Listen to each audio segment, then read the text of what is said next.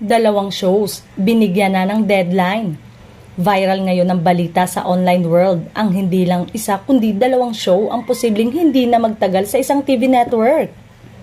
Yung isa umanong show ay sadsad sa ratings at pabawas ng pabawas ang sponsors at baka hanggang October na lang. Napakalakas ng ugong-ugong na balita na binigyan ng TV network ng ultimatum ang mga programa na ito na kung hindi aangat ang sumadsad na ratings nila at hindi nababalik ang mga naglayasang sponsors, maaaring kansilahin ng network ang kanilang kontrata. May sinasabi pang 1 buwan na lang ang ibinigay na palugit. Yan ang mga usap-usapan at wala silang official statement na tiyak na hindi nila gagawin dahil parang inamin nila na hindi na nag-rate ang mga shows nila.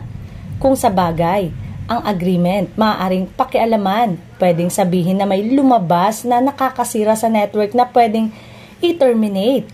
Kahit saang negosyo, ang mahalaga ay ang ratings at gusto nilang makuhang muli ang #1 ratings kumpara sa mga kalaban nito.